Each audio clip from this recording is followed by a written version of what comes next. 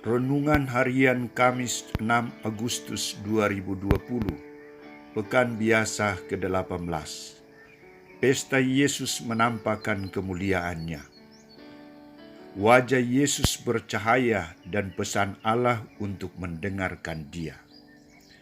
Bacaan pertama diambil dari kitab Daniel, bab 7 ayat 9 sampai 10, dilanjutkan ayat 13 sampai 14. Bacaan kedua dari surat kedua Rasul Petrus, bab 1 ayat 16 sampai 19, dan bacaan Injil dari Injil Matius, bab 17 ayat 1 sampai 9. Saudara-saudariku terkasih, banyak orang menyebut zaman ini sebagai zaman instan produk, yaitu suatu zaman yang ditandai dengan banyaknya produk yang dengan cepat atau seketika dapat dipakai atau dapat dimakan. Misalnya, instan mie, instan jahe, instan kopi, dan sebagainya. Di satu pihak, dengan membanjirnya produk-produk seperti ini, memang sangat menguntungkan banyak orang. Segalanya dapat dicapai dengan cepat dan efisien. Dalam waktu yang singkat, seorang ibu dapat menghidangkan makanan atau minuman kesukaan suami dan anak-anak tanpa banyak kerepotan. Di pihak lain, ada segi-segi negatifnya. Misalnya dalam masyarakat kita sekarang ini, baik di kalangan orang tua maupun anak-anak, bahkan mahasiswa-mahasiswi, timbul mentalitas tidak mau repot-repot, ingin cepat-cepat mendapatkan hasil. Munculnya mentalitas menerobos atau jalan pintas. Misalnya, mau dapat pekerjaan di perusahaan, PNS, tentara, polisi, jaminannya adalah uang. Semua bisa dibeli dengan uang. Saudara-saudariku terkasih, 3 murid yang dibawa oleh Yesus ke Gunung Tabor dan mengalami situasi perubahan rupa Yesus seperti matahari, pakaian putih bercahaya, nampak kepada mereka Musa, Elia sedang berbicara dengan Yesus, menimbulkan reaksi yang cepat dari Petrus.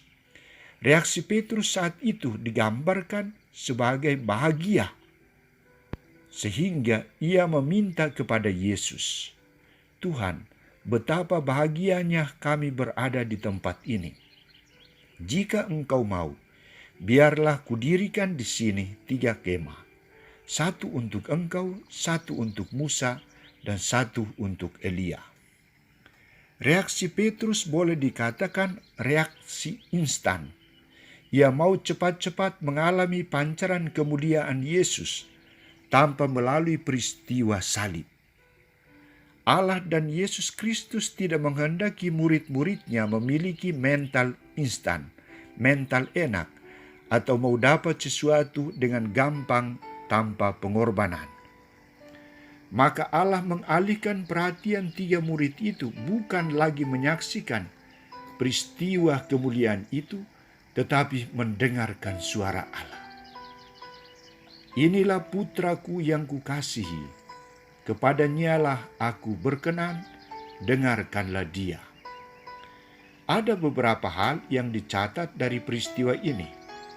Pertama, di atas Gunung Tabor, Yesus berjumpa dengan 2 tokoh perjanjian lama.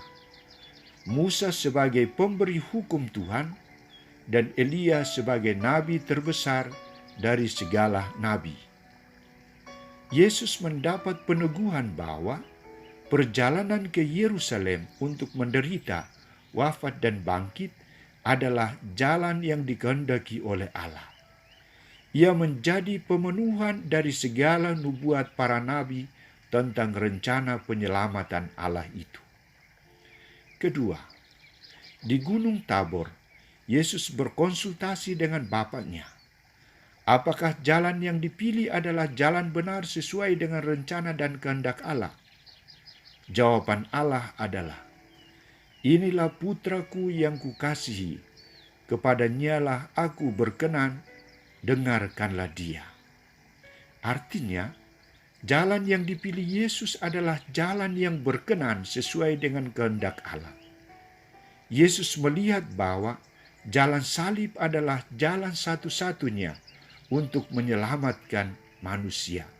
Jalan yang berkenan sesuai dengan kehendak Allah. Ketiga, Allah mengajak para murid Yesus untuk tidak meragukan Yesus sebagai putra Allah, yang sungguh dikasihi oleh Allah, yang berkenan di hadapan Allah dan harus didengarkan. Di sini mereka diajak untuk tetap mengikuti Yesus, mengasihi Yesus, dan mendengarkan Yesus.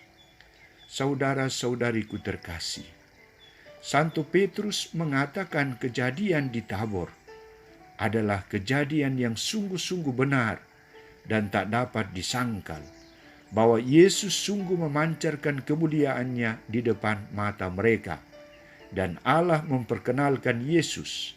Inilah putraku yang kukasihi, dengarkanlah dia. Sering dalam hidup, kita mengalami rasa takut yang berlebihan, sehingga membuat kita tak berani melihat wajah Allah dan tidak mendengarkan sabda Allah dengan baik. Melalui pesta Tuhan Yesus menampakkan kemuliaannya ini, Ia mengajak kita untuk tetap mendengarkan sabdanya dan ikut menikmati kemuliaannya. Semoga tujuan kita tercapai.